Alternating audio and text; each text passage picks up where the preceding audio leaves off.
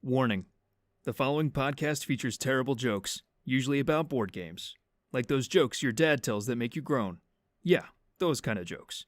Accordingly, Boards and Swords and the producers must insist that no one attempt to recreate any joke performed on this podcast. Watch very closely now. 3, 2, 1. Bzow! Check that out. We want the fun. Gotta have that fun. Is it okay if it's okay if like when the bread touches the fries? Do I really want to just stand still and cast a lightning bolt? No, I want to avoid you and shove a lightning bolt across. I just crapped my alien pants. By the way, I just want to let you guys know. You hate all of us, and we're fired. I've released poison into the AC system. You all have about 5 minutes left to live. So much news, like all this stuff to talk about. No, there's been some stuff, but it was all boring. You didn't go with C. Well, you need to go with C. And our friends, we combined. You've told that story. We combined. Have I told it on the podcast? I'm pretty sure you told have. it. Well, I'm telling it again. Because I just realized as I was reading this that this game's already been done. They even made a show about it. It's called Yu-Gi-Oh! And go watch it. This is Boards and Swords. Hey everyone, welcome to Boards and Swords. This is a podcast where we have bad jokes, we got good folks, and sometimes some tabletop games. I'm one of your hosts. My name's Chris Renshaw, and right over there it's Mr. Philip Herbig. Hey, what's going on, everybody? There's a little bit of delay there on the intros. It was funny. I was listening to it and watching it, and they were synced off because it took a while for you to hit the key and it to play through. Right, there was actually somebody commented, and I may have to look into it. It just takes a lot of effort, and so it may be a while before I get to it. They were talking about I need to change the intro to like now. They say it's kind of depressing to see like Colin and Sydney in there because they're not, yeah. Or like technically, if I just clip out the bit that's like where you're like shove a lightning bolt up his ass, then it's like technically it's clean kind of thing. Oh, that's right. I did do that. It's probably gonna happen. Plus, it was like a year ago, so I could probably find some better clips to put in there. But the original idea was like to capture every point of the show. Because that was our 10-year anniversary montage. Yeah. Well, yeah. Gonna need a montage. It was just early. It was the 10-year anniversary montage, like a year early. Your face is just frozen in the montage thing, so I don't know if you actually did that or. Oh, seriously? Yeah, we're gonna blame Breezeline for all these issues because we are gonna. Oh no, not even joking. As I'm going to get some food earlier today, I saw a bucket truck near one of the poles on my road. I was like, "This is great." So, and I probably need to come so they can like adjust the signal or whatever, because it's like your signal's too low, then they turn it up. Your signal's too high. Whatever. Can't stop the signal, Mal. Yeah. Stab me with a sword. Who does that? So weird. So yeah, it's been like a month because Philip had to have some like dinner with his family, and it just shot my plans to wazoo because like I had a guest, but then that guest forgot it was like a dinner with his family. Yeah, well, basically yes, because it was a Jewish holiday and he's Jewish, so yeah. So, but whatever, we're here. Because of which, though, we have a lot of news to talk about. We do, and I haven't opened any of these articles. But we're gonna have a break here because we're gonna do the news stories I had for last time that I prepared jokes for, and then we're gonna get into like our standard banter. And then we'll finish the show with more news because that'll be all the news since what would have been the last show that I haven't written jokes for. And so it'll be a lot of just making up jokes on the spot, which then Philip can judge me on how well they are. But if you're the one of the two people listening live, we'll give away some prizes to people that can come up with the best jokes. Or people that if you email me a good joke, maybe we'll have to send. I still have episode 200 prizes to give away in the other room. You joke, but that might be one of the news stories. Leagues of Votan being broken. So, Philip, I think it's time to hit some news.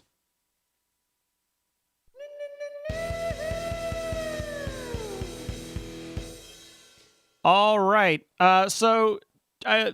Quick story.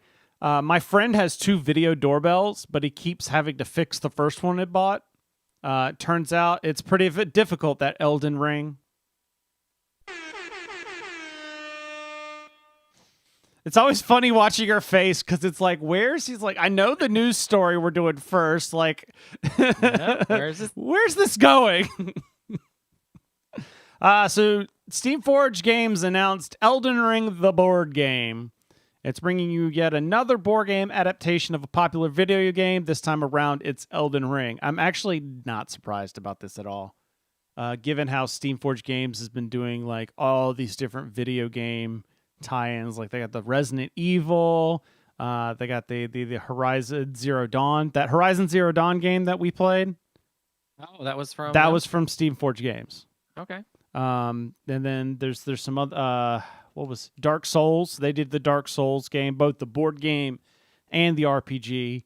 So now that was kind of the big thing, was since they had done the Dark Souls, I kind of figured when this came across my desk, because like the news, I knew this was kind of coming. I've never played the game, but I know there's a lot of people that have played Elden Ring, so you will probably be super excited about that.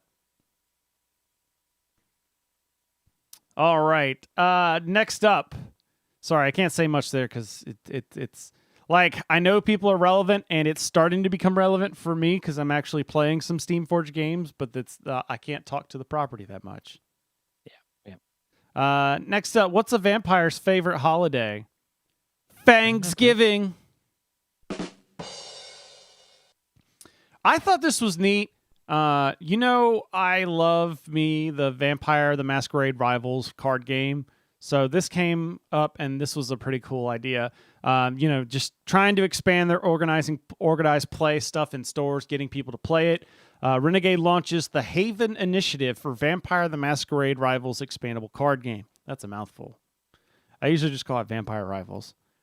So, Renegade Game Studios launched the Haven Initiative, an incentive program for friendly local game stores for the card game.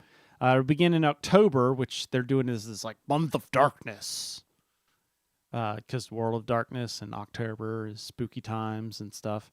Reward game stores for running Rivals organized play, demos, and growing stronger player communities.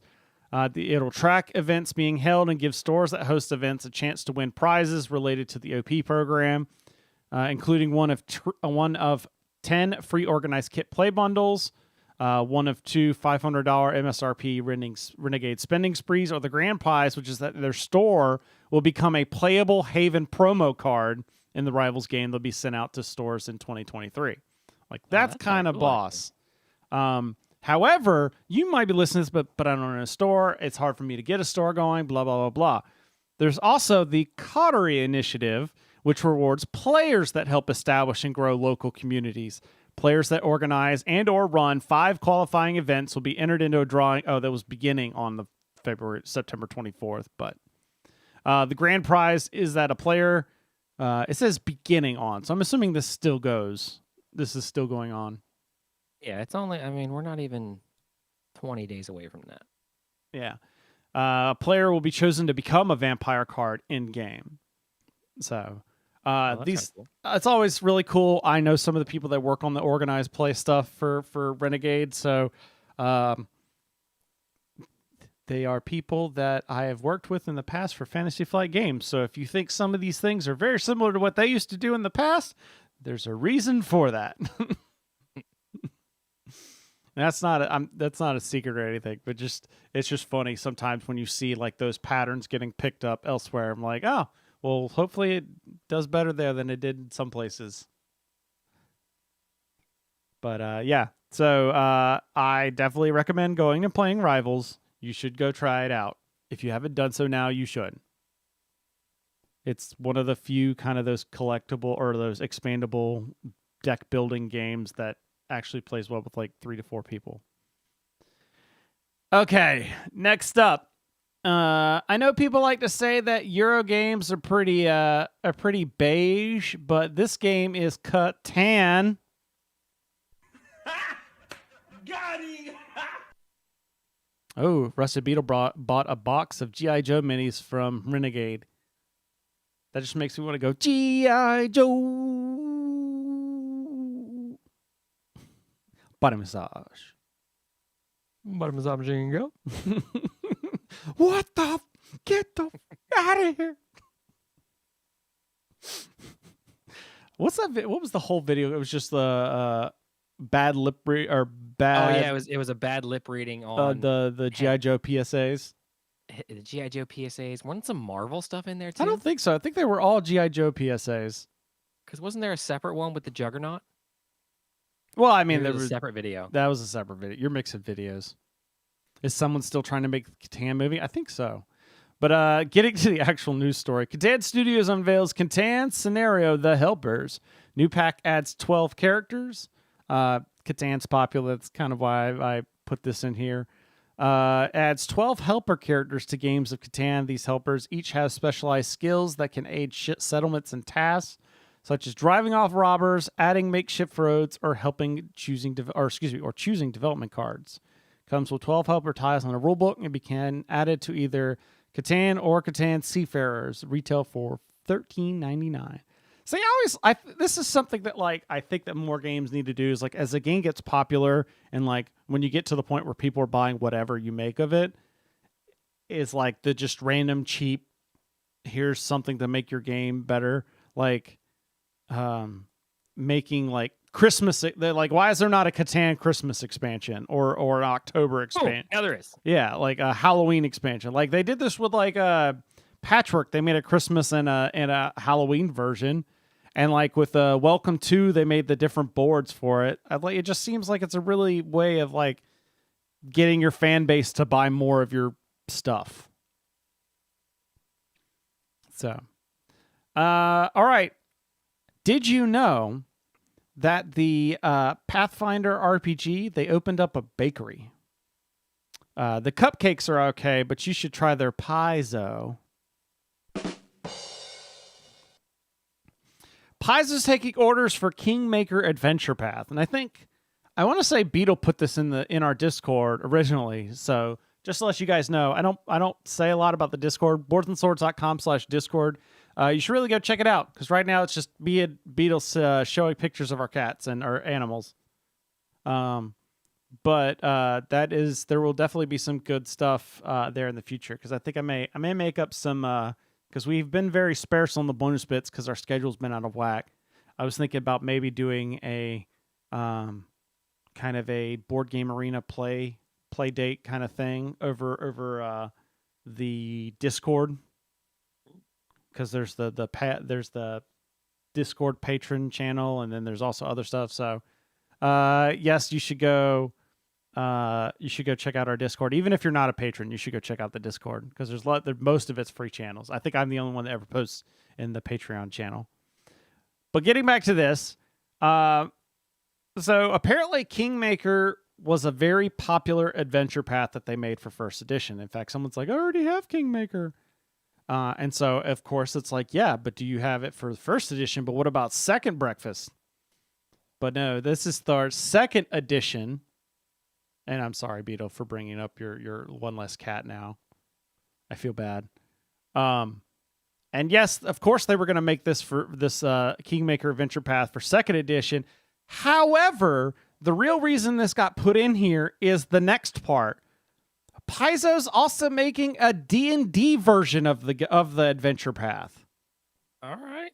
Which, if people aren't aware of, Paizo started off as a company that made adventures for D&D 3rd edition. It's just when D&D went to 4th, they're like, we're going to make our own game, which is basically, gambling and booze. Exactly. I was waiting for that.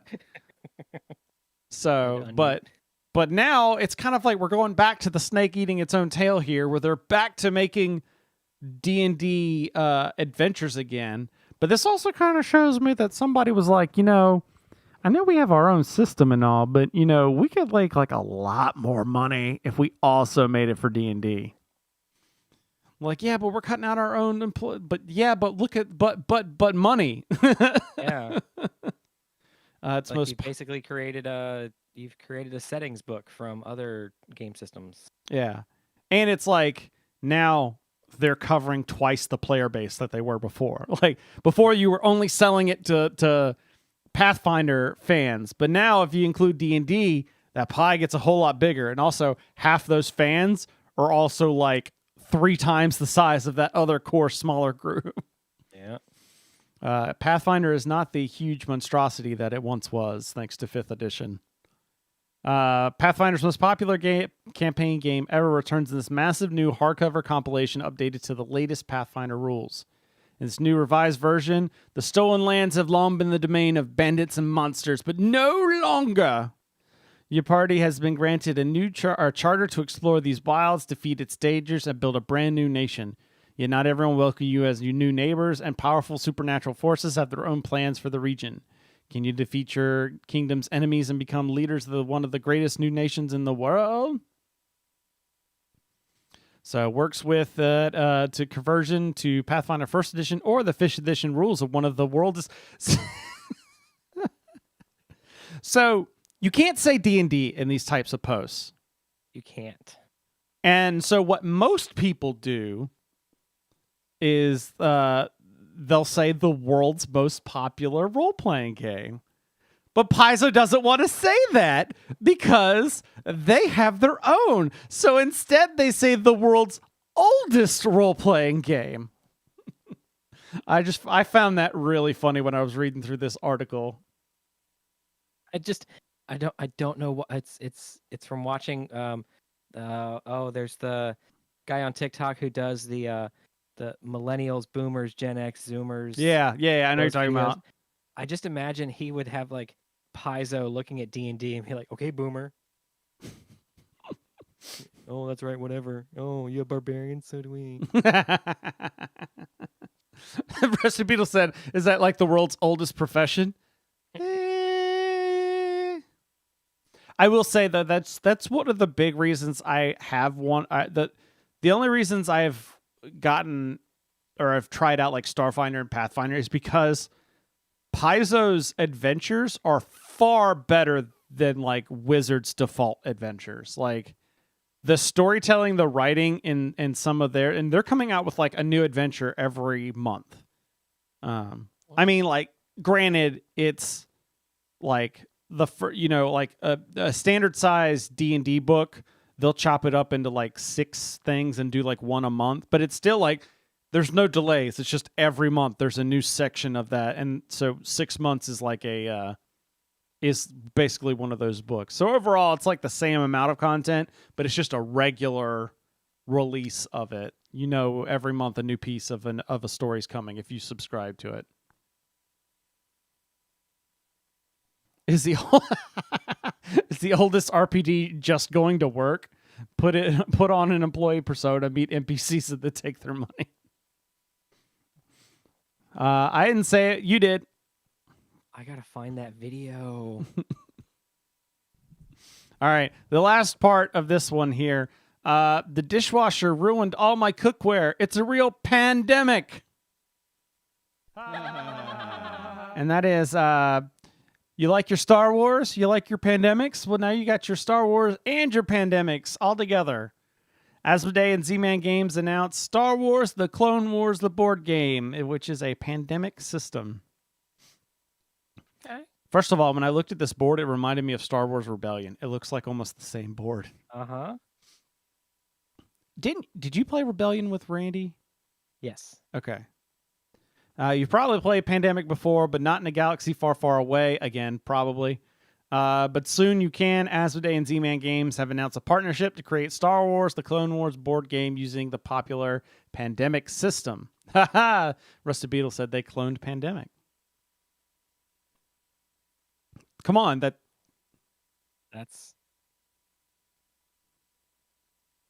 I think that deserves a prize. Well, I was going to say a ching, but... Oh. That's what I was waiting for. So yeah, this is basically going to take the approach that they did with the World of Warcraft board game, Wrath of the Lich King, where that was the Scourge, and it's just going to turn that into Rusted Beetle demands a sound effect. There you go. I was almost like, which button is it? In this one, it's probably going to be like you're putting the separatists down instead of, like the separatists will be your plague. And so you're trying to gather cards to put them down. It's Pandemic, but with Star Wars. I know some people, the WoW one got like mixed reactions. I liked it. I've only really played it once. That's why I haven't talked about it too much here on the show. I need to get it sits over there. Now the table's back up, by the way, which we'll get to in a sec. But I just need to get it played again. But yeah, so Pandemic, Star Wars. And with that's our news. So I can tell I slouched down there, really. Oh man, this best being good. Oh geez, now you guys are. Oh geez, Rick. They're getting good. They're getting good out there.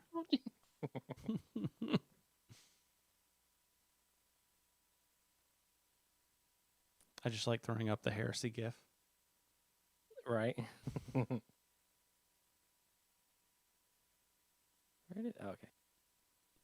Sorry, just Chris over there playing with his gifts. yeah. No, you shifted, so you were no longer. No, just stay where you are. I'm not in frame anymore. Okay, there we go. I just changed the frame. I had to get comfortable. Yeah. So how's it going, Philip? We actually played a game. We did. We played 2 games. We did. What was the second one? We what played was that. We played that. The Horizon Zero Dawn. Yeah. We Which played Horizon. well, Zero we Dawn. played part of it because it took us forever to figure out how to play, and then we realized that we were only doing one encounter of it, and also I didn't punch anything out of the game, so it took a while for all that. Still an interesting game. Yeah. I did like the It did stay true to some of the mechanics of the video game, which I enjoyed. Some of the I don't know. I feel like some of the cards, the starting equipment, could have been labeled a little more easily. Mm-hmm.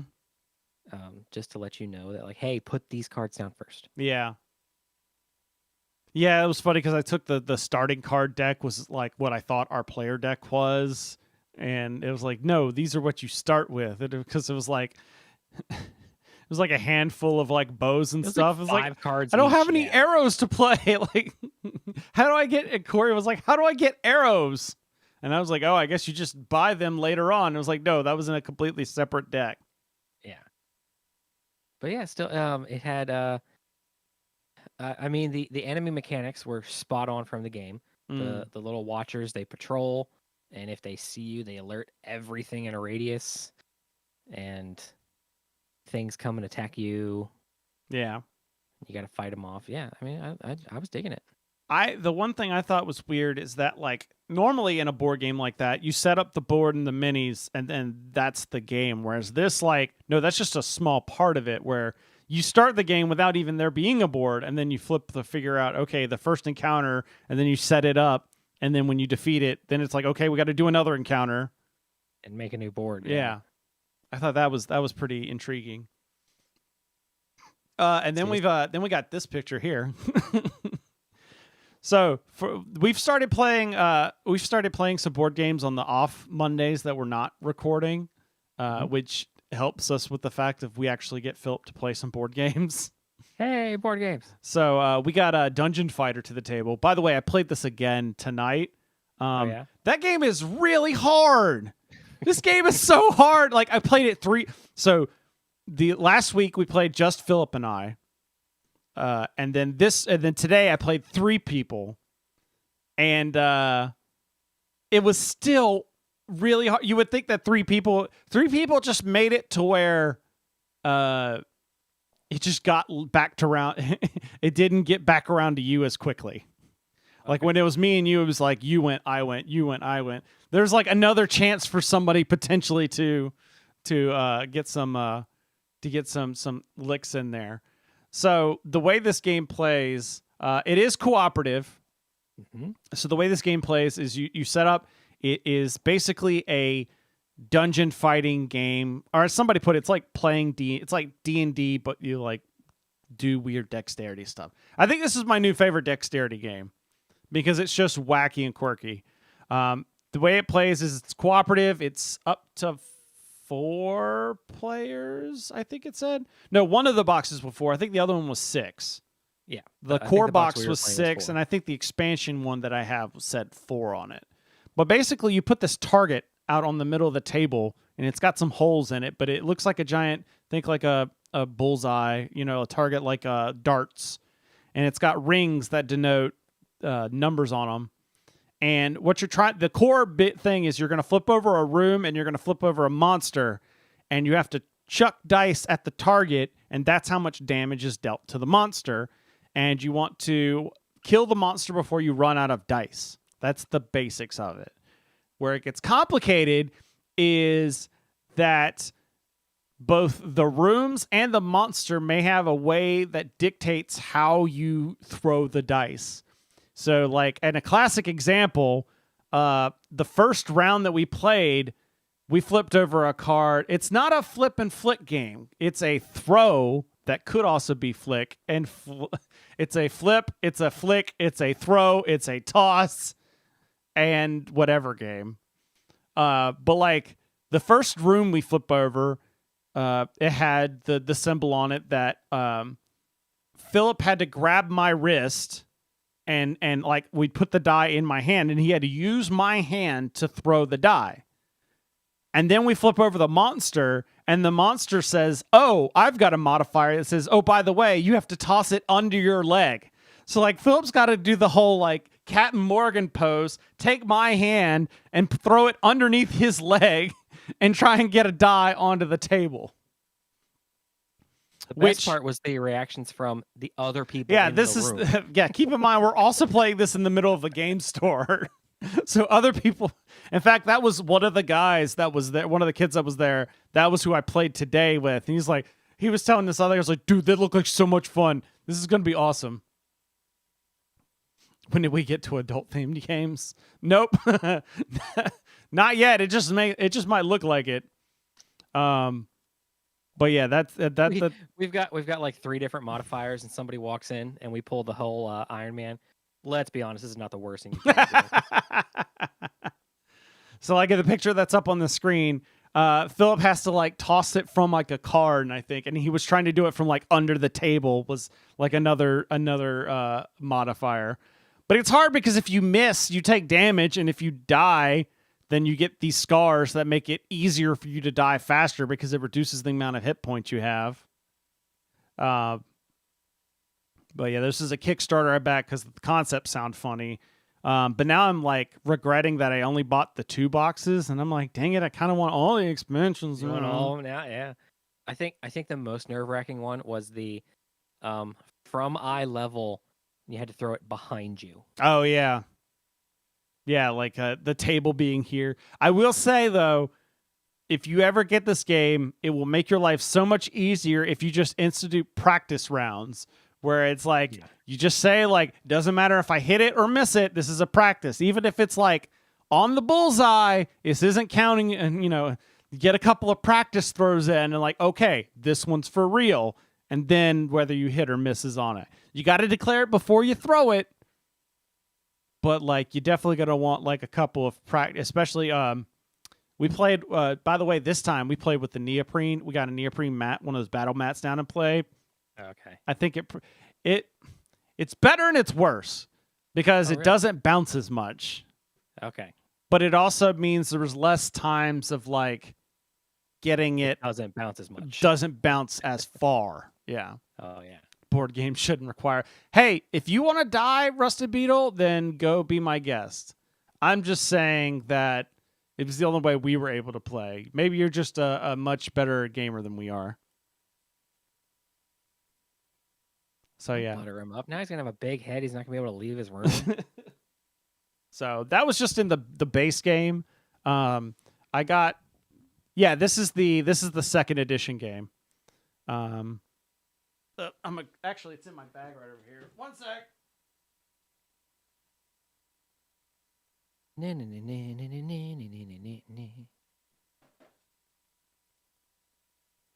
champion. What? All right, I'm back. I have the dexterity of a cow on a loose whip.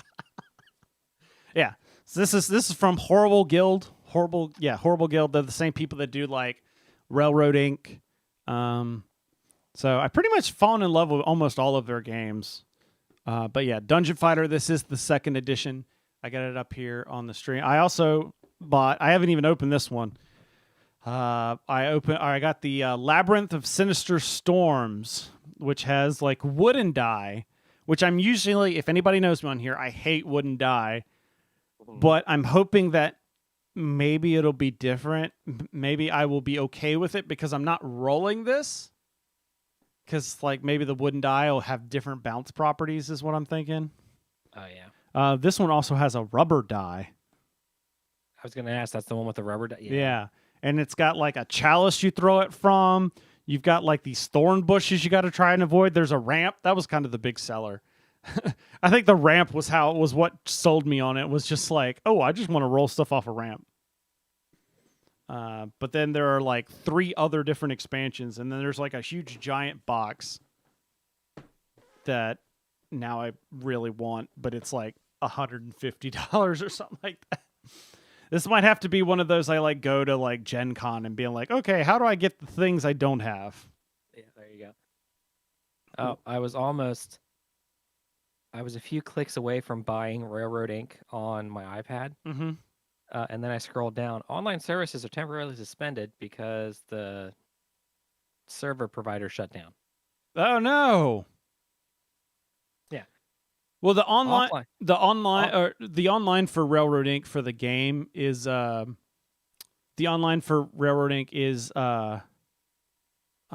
just a leaderboard. It's just leaderboards. Yeah, it's not like multiplayer. Here, there was a request, or actually, let me throw it just to me. There's a request to see the entire game box on here. Pretty neat box. And you can see that there. Here's what the target looks like with the skull and stuff.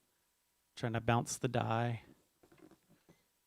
But yeah, I highly recommend it.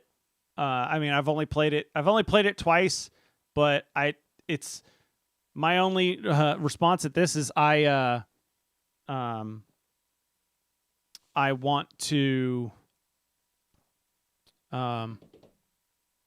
want more people to play. Like some of our other friends groups, I want them to play. And the other thing is it's just really hard, and I haven't won a game yet. But yeah, they already have Hoser 40K has it in the chase. I'll read if they redo the expansions I'll buy. They have like 4 of them. 4 of the expansions were out with the Kickstarter. I only have 1 because that was the level that was the limited amount of money that I was willing to spend at the time on it. So I've got one of them here, the Labyrinth of Sinister Storms, and then there's like 3 other different ones. Rusty Beetle says he'd be horrible at that, which I think is funny because it's from Horrible Guild. Yeah. So yeah, those are the games that we played. Yeah,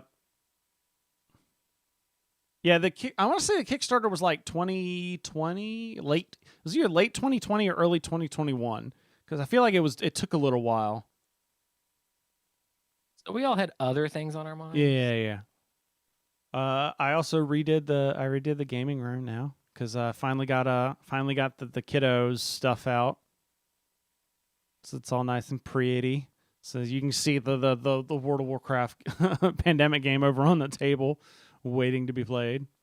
Then I finished painting up all the Black Templar stuff because it's time for another crusade in 40K, another league thing, and I was like really not wanting to play Grey Knights again because I've been playing them for like over a year nonstop, and which was fine when I was the only Grey Knights player, but now it seems like every new person that comes to 40K night is playing Grey Knights. So like we had a 2v2 tournament and pretty much every team had at least one Grey Knight player on it. And it's just like, I'm tired of these like mirror matches of Grey Knights versus Grey Knights. So I was looking around. I was like, between the 2 boxes of what I have, this is probably like 1,200 points of Black Templars that I got that I either repainted my Space Marines or from the new box I got. And between that and I was going to my flying bird thing I repainted it, the big troop carrier, which is that one's going to look really cool. I'm repainting it so that I could use it with either one, either my Grey Knights or my Black Templars, because I painted it solid black. And then the Grey Knight steel, I did like stripes down the front and the wings, so that technically the paint style works with either one. And then I still needed about 500 points, so I was going to put my... Oh, he's not over here.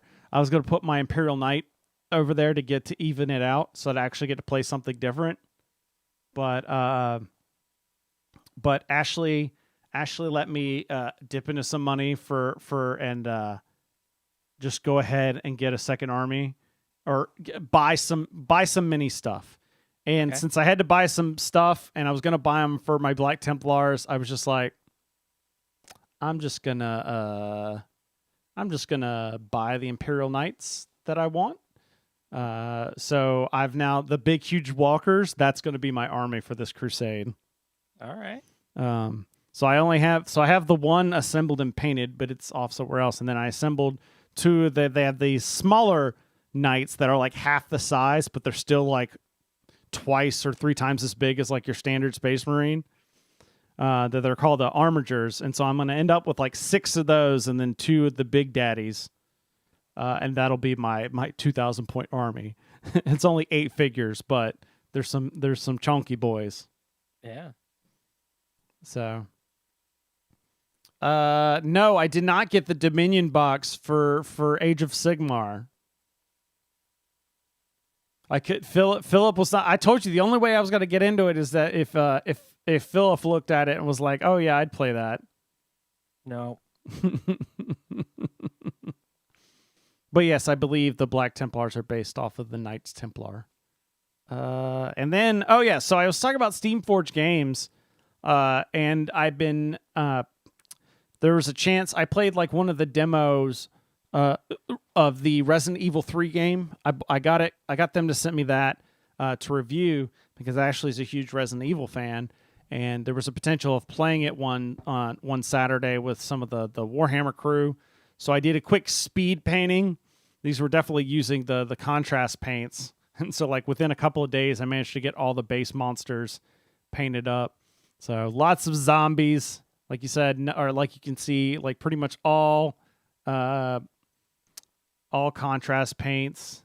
And like here's the heroes that you could do there, like all from the game. Pretty much everything here. It's like, it was funny because I was trying to paint them quote unquote correctly. So like I would search whatever the monster is, and then like Resident Evil 3, and they'd show me like so there's a lot of the figures, the characters, and the monsters are taken from the game. So it plays that part. They seem to have that. They've been doing a lot of the video game to board game transitions, and probably because they've been doing them really well from what I've seen.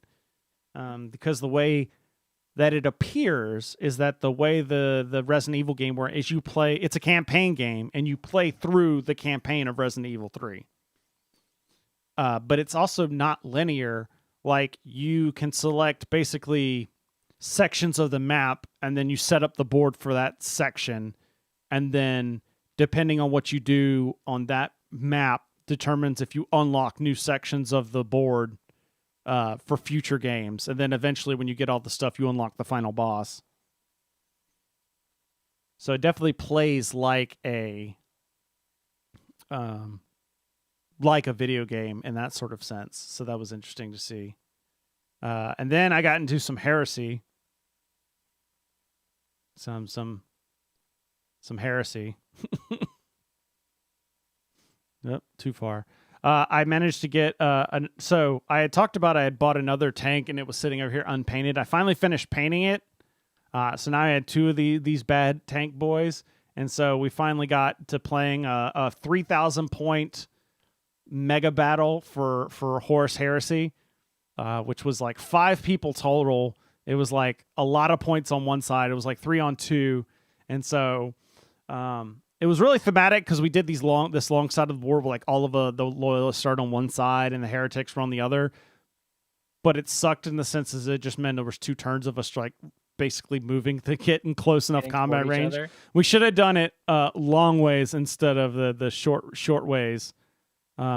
Deployed on the long edge of the board instead of on the short edge. Oh yeah. So that we would have been quicker engagement. But we played for like 3 hours, like 3 or 4 hours. Or no, it was actually even longer than that. We started around like 3:30. Yeah, so it was like 5.5 hours because we played until the store closed at 9. Wow. And the Loyalists won. And the way we're doing it is I wrote a custom campaign. And so it was like, if the Loyalists win, you could choose to do X or Y. If the Heretics win, you could choose to do X or Y. And so that it's like a narrative campaign of like, okay, the Loyalists won here. Where do you want to go next? And then the next game will be dependent on that decision. So I think it's going to be a once a month type thing, but finally got some Horus Heresy to the table. That game is complicated. I don't know why it's so weird to sit like I'm sitting there learning the rules. I'm like, I don't know how anybody ever plays this game. 'Cause, like, how do you teach something like this? It's like I could never get into like the dry Euro stuff, but some of these Warhammer games will put those games to shame as sorts of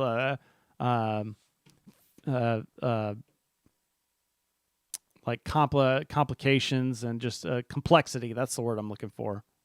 The expansive rule sets. Yeah, I mean, I guess I learned to play it, so it's not that hard. So, but it's definitely different. Like a lot of the rolling is similar, but there's just all the rules tweaks. But it's also better and worse in some ways. It's better in that you get these like reactions where, like the way Warhammer works is like I do my whole turn and then it goes to you and then you do your whole turn. But in Horus Heresy, it's you do your turn, but during each phase of your turn, I can do a reaction to something, and there's different ones for each phase. So like during the shooting phase, if you shoot at me, then I can choose one unit when I get shot at to do a reaction, which is a return fire. I can't return fire with everybody, but it's just like, that unit's about to die. Let me do a return fire with them so I can get some hits in before they're gone or something like that. Yeah. Like my these are the Imperial Fists here. My Imperial Fists, one of their thing, and each Legion has its own special advanced reaction. You can only use it once per game, but it's usually something really cool. What ours was is if somebody ever moves within like 12 inches of me, then I can do an advanced reaction to basically charge them and get them locked up in combat. And the reason that's helpful is because movement happens before shooting. And once you're engaged in combat, base-to-base combat, you can't shoot the person anymore because you're now in melee.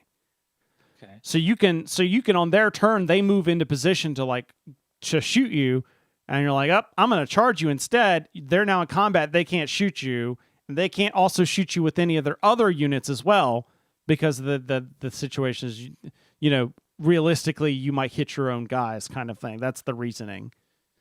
So, like, that's the Imperial Fist special reaction. So it's super cool.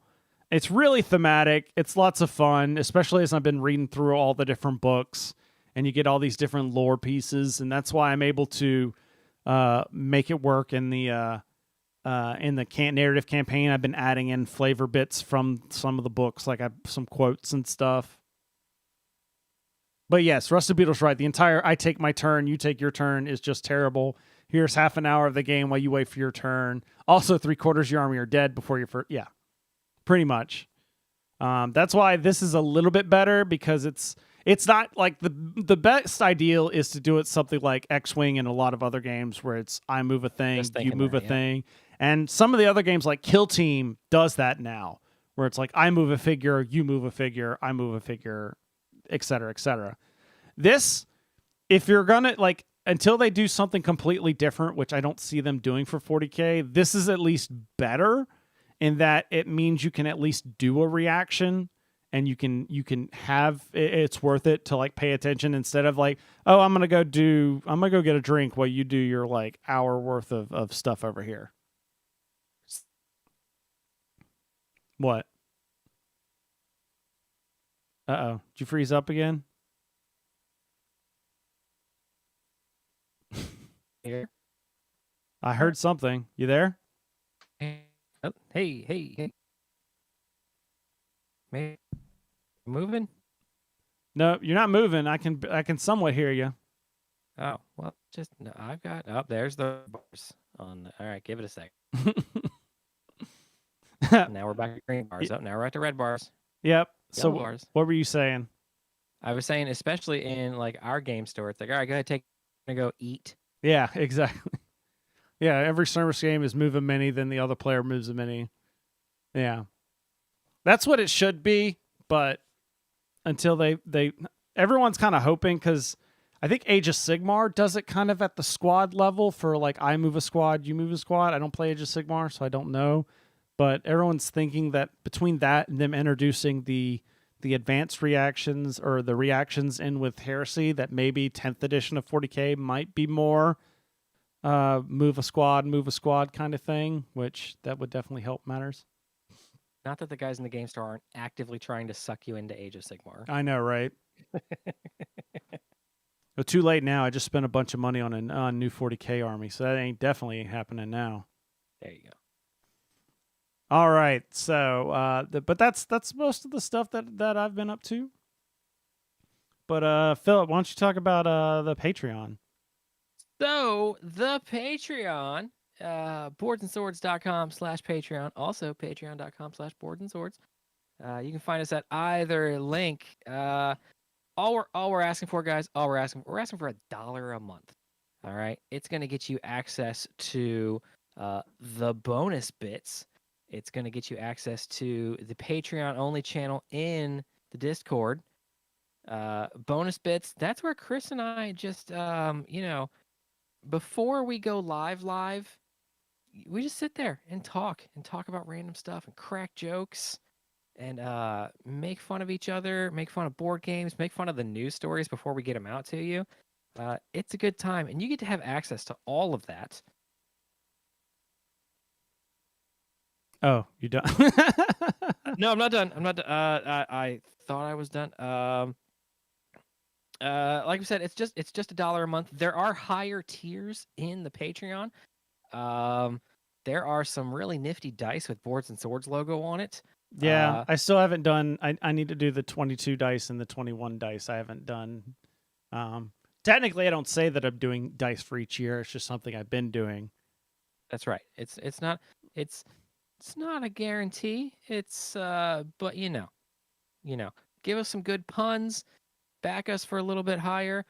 Eventually, way far in the what are you thinking, like 2045? We might get around to running a live play of Firefly Cats.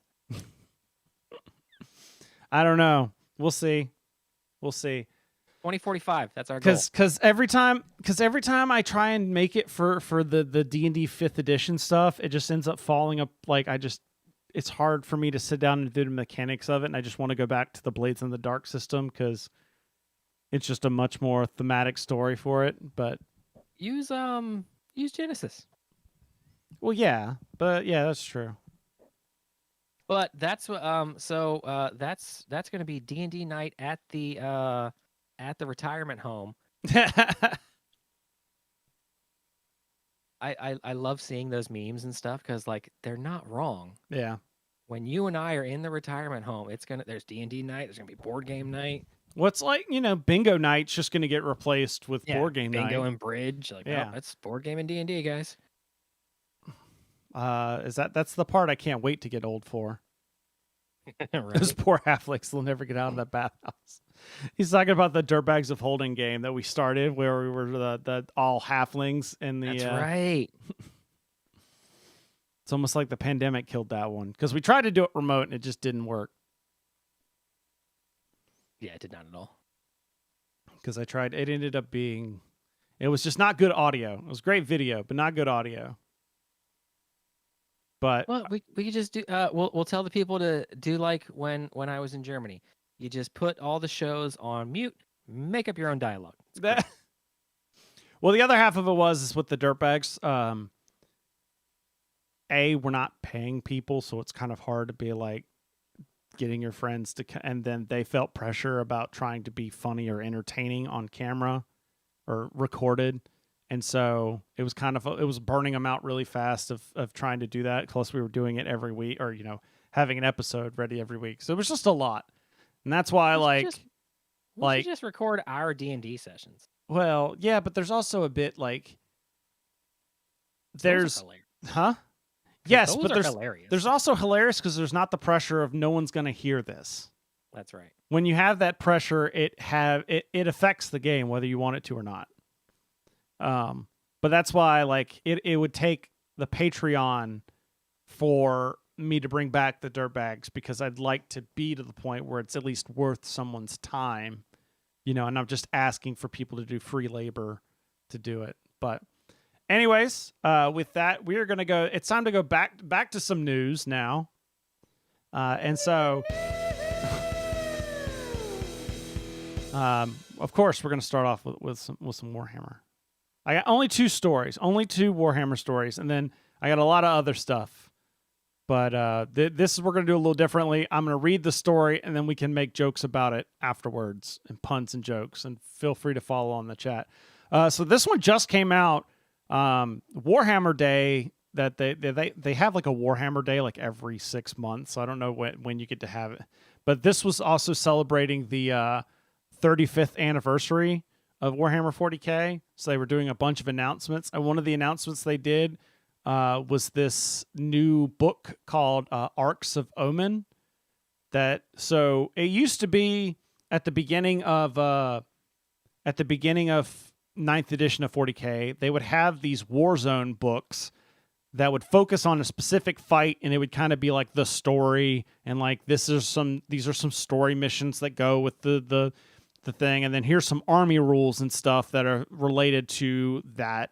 Like if a world is more of a Tyranid world, okay, well here we're going to throw some Tyranid rules in this book as well. Nobody liked that. Everybody hated it because you would get one-off random rules bits, like if you don't have your codex out, but you got to buy 50 million books so that you can assemble all the rules bits that would normally be in a codex. And so nobody really liked it, and I have a feeling they didn't sell very well. So now they're doing these more narrative-style books, is what they're saying, that are going to have, again, like the story and lore bits, but also ways of playing instead of like rules army specific. Like, oh, here's some unique rules for these type if you're going to play games like this. So A, they're optional, but B, it makes the books to me more interesting because it's not like a competitive thing. It's more just building up that narrative bit that's kind of like, it's leaning into the narrative bit that's more what 40K is good at. And with this one specific, they're doing this thing called boarding actions where, and here there's a terrain set called boarding actions there. But basically there was a game called Space Hulk that was like, you're inside of a ship that a Space Hulk, but this boarding actions in the book that goes along with it are showing you how you can play those types of games inside of like a normal 40K game. I was trying to scroll see if I had a picture. They don't have any. But yeah, the idea being is that like you can see it kind of in the background of this video, but you can set up a Warhammer 40K game and play 40K rules, 9th edition rules on a Space Hulk instead of just your standard like setup like I did last time. That was the boring, like here it kind of does what I was talking about, like here's the Necromunda setup and here's the 40K. This kind of fixes that a little bit to where you're getting some more interesting battlegrounds for your 40K games. So when I saw boarding actions, I immediately went to trains. Which is funny because they're talking about Legends of the Old West. In the chat. I don't know about you about boarding actions, but if you're not playing 40K, this is probably more like boring actions to you. Oh. More interested in 40K Epic. I feel like that's a harder sell these days. Because 40K Epic is basically the Armada to X. It would be different. It's a different scale, so you have larger armies, but like it's different. It's a different scale. Like the big, huge Titans that are like this big, they're like 2 feet tall, are like 8 inches, 12 inches. Yeah. Yeah, I think 28 millimeters is your standard regular Space Marine, and this Epic 40K is like 6 millimeters base. So, all right, and then one last Games Workshop story. So remember, I kept talking about the squats, the Leagues of Votan, the Space Dwarves. Yeah, your Deep Rock Galactic guys, and they kept hyping everything up. I was just making an analogy, Rusted Beetle. I know Armada's closer to Battlefield Gothic. I was making the Armada scale to the X-Wing scale being the difference between 40K and Epic 40K. Philip understand. He got the reference. And I don't know jack about jack. Exactly. So what was really funny is Games Workshop had to come out and apologize for how busted the Leagues of Votan were. Like the army box came out and people were looking at the rules and even the leaks and stuff that we got out ahead of time, and it was just some of the rules that they did were just so overpowered. It was ridiculous. There were tournaments over in like England where they were, or over in Europe where they were banning people from playing this army. Because it's just, they're like, it's completely unbalanced. It's just gonna, those armies are just gonna like completely outclass everything else, so you cannot play these armies out. So like literally like of Warhammer 40K. Yeah, like literally like 2 weeks after the book, it was Germany was where it was banned. After the codex and the army book or the army box came out, it was like 2 weeks later. They had to release this video and apologizing for how overpowered it was, and then issue some corrections that tweaked some of the keywords and made it more realistic, or made it more I don't want to say balanced because it's still probably overpowered. Oh, that's right. The army still isn't out as individual units. Like the only way you can get the army is through that big army box that looked like it had the Autobot symbol on it that I showed last time. Yeah, more like Vauban. Hey, Beatles got it. That was an alley-oop. He got assisted there from Hoser 40K. Hey. But yeah, like you can't buy the codex and the individual units by themselves yet, but it's already been like having to be balanced and updated. It just shows like GW's just not play testing, if anything, these days. So yeah, but yeah, it was my joke. I've been talking at those leagues of bands, but yeah, leagues of Vauban is probably more like it. I shout out to Rusted Beetle Hoser 40K for that one. Then we've got this one. I just thought it was interesting just because I didn't understand how you can make a game off of this. But Cryptozoic, of course, announces Rotten Tomatoes, the card game.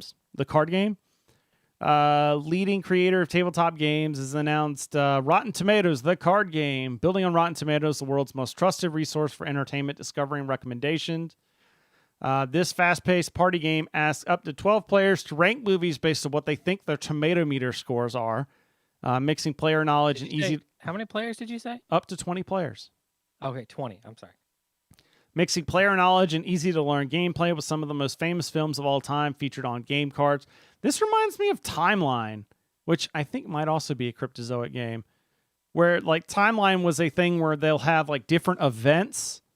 Like there's one that was like there was one of the Timeline games was like Inspiration, which was just a bunch of inventions, and it'd be like the wheel, penicillin, like all the telephone, the television, and on the backside it'll have a date, and you're trying to line them up and what you think the right order is, and you lose if you end up playing something wrong or something along that line. This seems like it's the same thing, but with like movie scores. And it seems like you're going to have the same problem, which is once you've played the game enough, then you know the scores in the movies, and you're like, oh, I know where this one goes. Are you looking up who makes Timeline? Yeah.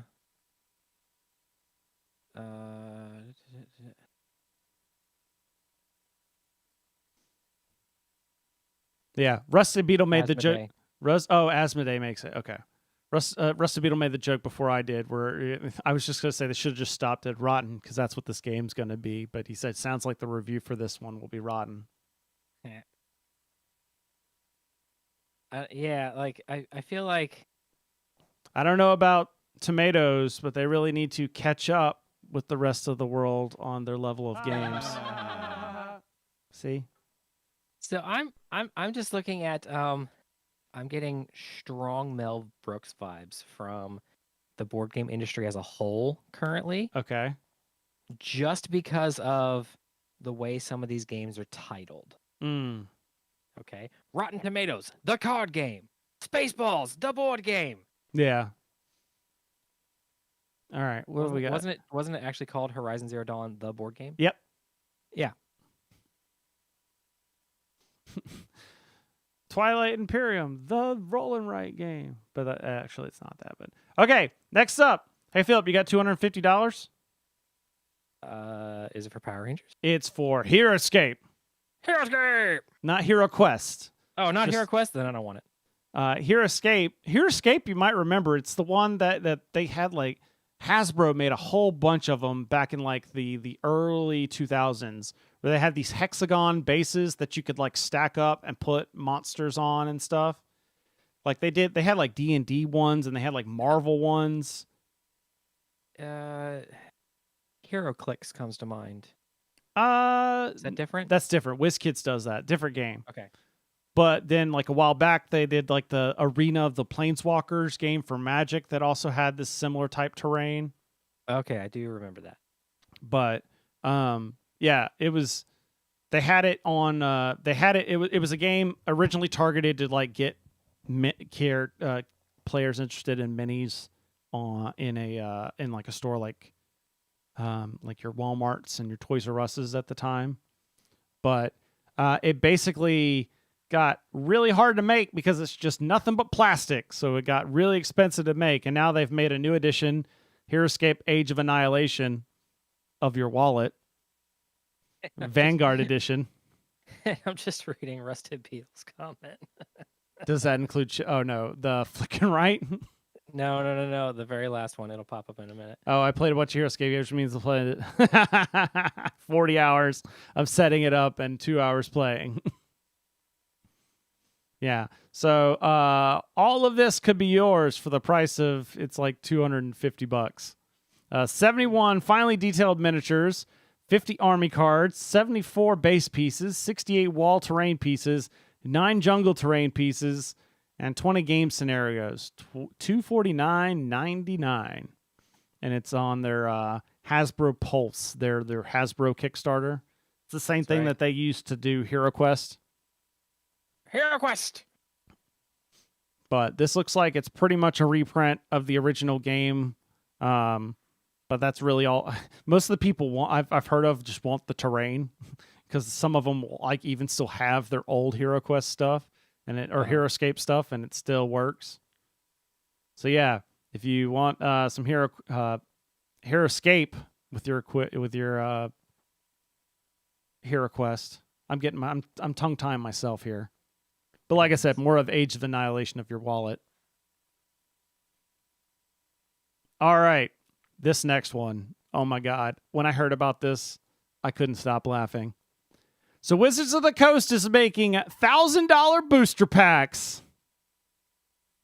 Oh, Lord.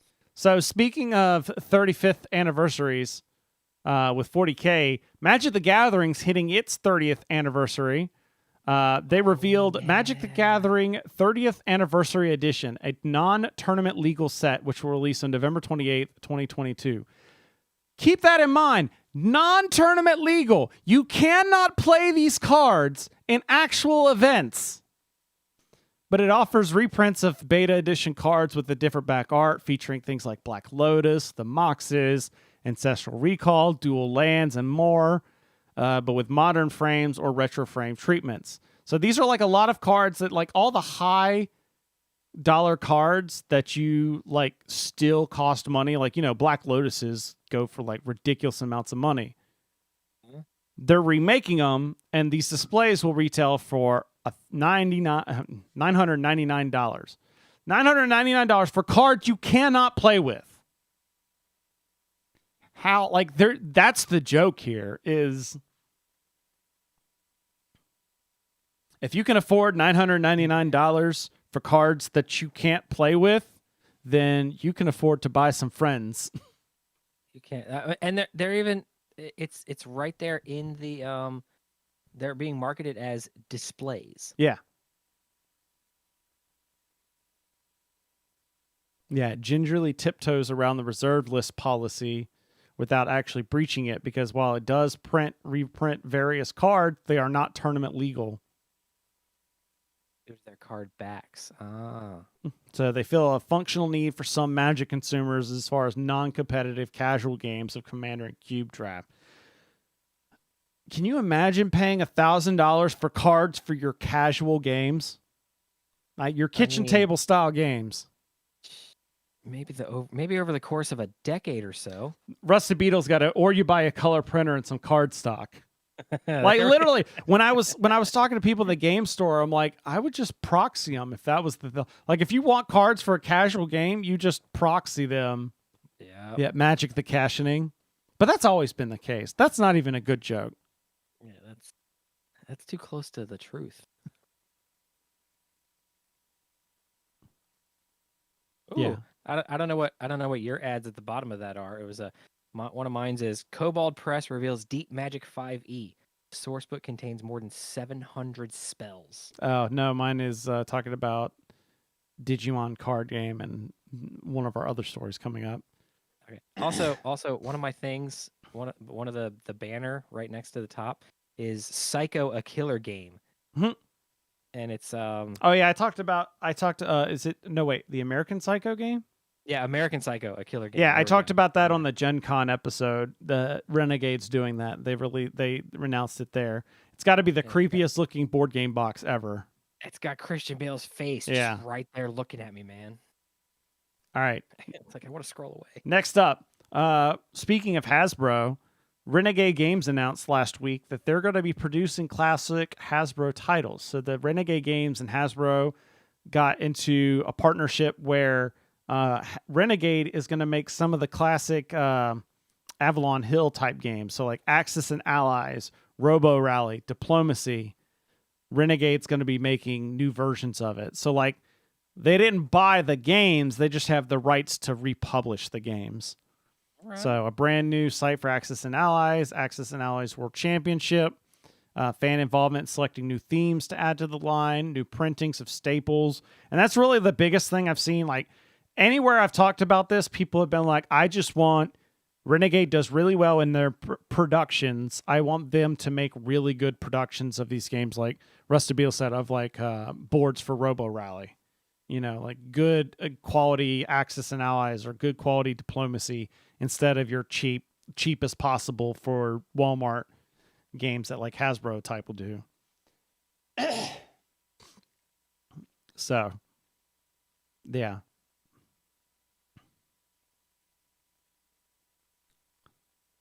And I'm trying to think of a good joke, but it's not coming to me at the moment.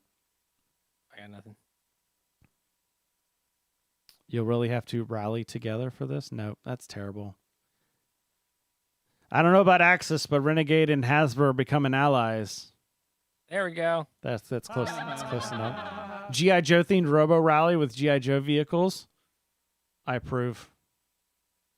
I still like the Lego one Robo Rally is the game you see at Gen Con that's right there in the beginning where like somebody made one that looks like WALL-E and one that's like the android robot, but they did it out of like Legos, and it's like huge.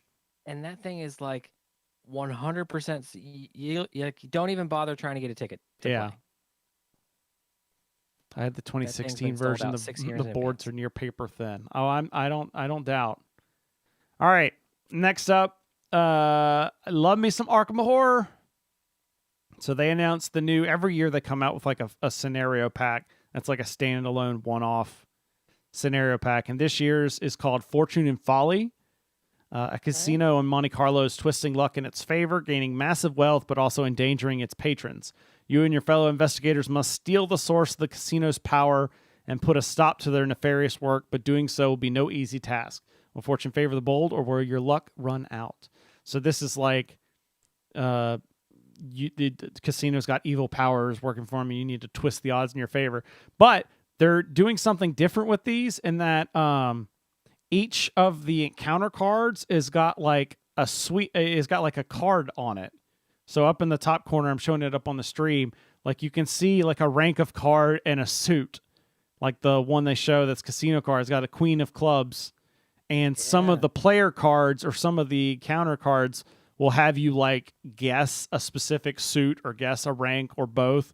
And you flip over the top card, and that's like maneuvering the odds in your favor, because there are some player cards that allow you to look at the encounter card and then put it back, so you can kind of like manipulate luck in your favor, sort of thing.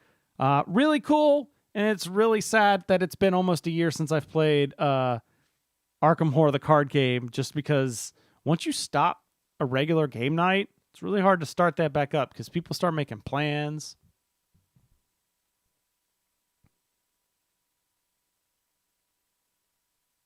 And item code AHC71. Just looking at that there, it's like, all right, there's probably like 71 different things that they've made for That's you know why they called this Fortune and Folly, right? Why'd they do that, Chris? Because they're about to make a fortune off of my wallet, and I'm the folly on that. A fortune off your folly. A fortune off of my folly. Because I'm going to be buying, I'm definitely going to be buying this. And I was showing it. It's basically a heist. You get to play a casino heist in Arkham Horror, the card game. So I'm totally down for that. I shared it in our Arkham Horror Slack that we have, and they're like, "Ooh, heist!" So hopefully I can get them back to playing. And then last story, I got one last one. This isn't even really a news story. It was just weird to me. And that for BattleTech, Catalyst Games Labs has announced that they're doing an Urban Mech box set. And yes, Hoser 40K is right. You can tie in the Fortune and Folly Arkham Horror with the Scarlet Keys, which is the expansion that's being released right now for Arkham Horror. Or you can have it be its own one-off adventure thing. So BattleTech is being... Catalyst Games Labs and their new Urban Mech box release for BattleTech. They're cheaper by the dozen, apparently. So each company box contains 12 fully assembled Urban Mechs, hopes and dreams of battlefield victories not included. Paint them in all the colors of the rainbow. I saw was it in the source I saw where they actually had a picture of them in all the different colors? Yeah, here somebody painted. The reason I brought this up is I need someone to explain to me what the big deal is with Urban Mechs, because I think it's a meme in the BattleTech community because it's just a funky looking mech, but like Catalyst has been like really jumping on it. Like they had a giant, the wacky waving inflatable arm flailing tube man. They had a giant inflatable one of those in the beginning of like the outside the convention center at Gen Con. And then like they had plushy versions of these mechs on sale at their booth. Like I almost bought them, but I was already spending a lot of money at that booth. But yeah, so like apparently, and I see people making jokes about Urban Mechs on the, oh, okay, I see here. What's all the excitement about the Urban Mech? I literally typed that into Google and this Reddit article popped up. See on the site, but wonder what's so iconic or popular. It's a joke mech. Yeah, okay, that's what I thought. It's just a joke mech. It's a lost cost mech that has low cost. I think that's what's supposed to be. Okay, it's a mobile turret and potentially lethal distraction. Okay, yeah, so That's why I put it like that's what I thought. And so I was just getting they're making they're just making a huge project full of these joke mechs. That's just a box full of 12 of these joke mechs for $60, which is not bad. Yeah. $60 for 12, what is that? 50 cents a $5 mech? a piece. Or $5 a piece. $5 a piece. Okay, that's still not bad when you consider like Games Workshop. It's like $30 for one. Yep. I was gonna say X-wing is what, like $15 for one. Yeah, dozens, hundreds. The storms the battlefield numbers I've never seen. Dozens, hundreds, thousands, maybe. So, yeah. Urban Mech Company box now. The last one, the story is the joke itself. Although I will say, like, that's not a bad way to like test out paints. Like, you just buy this box and just like paint, like take all the contrast paints and paint one each color, and then just like put them on a stand. You'd be like, I really need a specific color, and like using it to like match up. Like, I need that color. Because, like the color in the bottle might not look the same when you put it on the mini. So like using it as a palette, sort of. That's not a bad idea. I would, if like I owned a game store, I would totally do that. Just buy like 2 of these and then just have them like above the shelf of where the mini is or where the paints are. Probably get a couple different light sources just to see what it looks like. Yeah, Alexandra says in the chat, $5 per mech is good. $60 joke is not. Which is weird because like at the Catalyst booth, you could buy single packs of these. So it's weird that they're now grouping them together in like $60 boxes. Because like I talked about the little salvage packs that was just a random mech. Yeah. They had a second set that was just a random urban mech. Like, I think it was just, I don't know what was special about them. Like, if there was anything different or if they were all just literally the same pose of urban mech or if they were different poses or different weapon loadouts or something. But yeah, so it's weird to me that they came up with that. Like, that seems to be the extent of what you should take the joke to then make a huge $20 or $60 box of 12. So there you go. Those are all the big news stories that I saw that was worthwhile. So I'm kind of looking at Robo Rally now. $42 in the Hasbro shop. Oh, I would. If you're gonna do that, I would wait for the Renegade version. Wait for the Renegade version to come out. Yeah, because like if you look, Rusty Beetle said in the chat room, he has the 2016 version, which is probably the one that's on their website. The boards are like paper thin. Oh yeah, I was seeing that in the wiki. Yeah. So yeah, like I've heard lots of things about Robo Rally. I've just never had a chance to play it. But yeah, I would definitely, if you're interested in it, I would just hold out and wait for the Asmodee one. It'll probably be more expensive, but it'll probably be better quality parts. I would imagine it's probably going to be a Kickstarter too. Or it may not be, considering it's got the Hasbro license. Because they may, honestly, if it's a good enough, like Robo Rally's got a good enough name on its own that it could just go straight to stores. Like, not even like local game stores. Like, because that was my thought. It was like, why would Renegade do this? But like coming out with a new version of Axis and Allies that you put in like a Target or Walmart, that's like, that's money. That's just printing money right there. So I'm not surprised by that. But I think that's all we got for today. That's a lot of news, a lot of jokes, a lot of news. And I'm going to give everybody a break. Philip, I think we've put you through a lot. I think you can take off next episode. Okay. I'll whew. And I say that because Philip will not be here next time. Still working on who it'll be. We still will have a show in 2 weeks, but it won't be Philip. Phil will be at the. He'll be getting his Star Wars on. I'm hoping at least. Have you saved enough money to get a lightsaber? I am not getting a. I'm not getting a lightsaber from. Oh. I've seen too many TikTok reviews of, "Hey, don't do it." Oh, okay. But I've heard the experience is cool though. Yeah, like. But anyways, that's for next time though. I think it's time to roll that beautiful beam footage. That's been our show, everyone. We want to thank everyone in the chat. If you want to catch us live, you got to check out boardsandswords.com/live. That's got the schedule that we mostly try to stick to for when we stream live on this show, plus where you can find us on your favorite streaming medium. All right. We love feedback. Send us feedback. Feedback at boardsandswords.com. I've gotten a couple messages in because of the prizes and stuff, but I will say that regardless, I appreciate it even if, there's not a prize, because just having someone tell you that they're listening is always nice. But you can also Facebook at Boards and Swords Pod, at Boards and Swords Chris on Instagram, and at Boards and Swords on Twitter and on TikTok. I've been putting more out. Boardsandswords.com for links to everything else like our Patreon.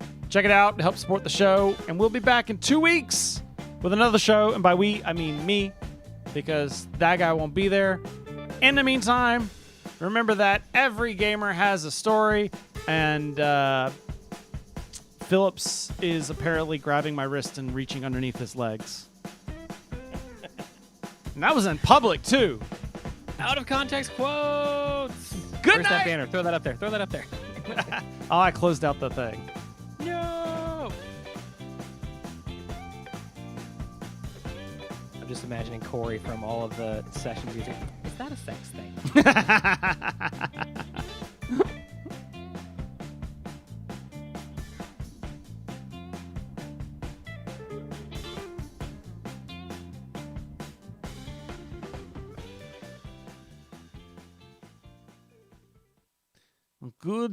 Good night, everybody.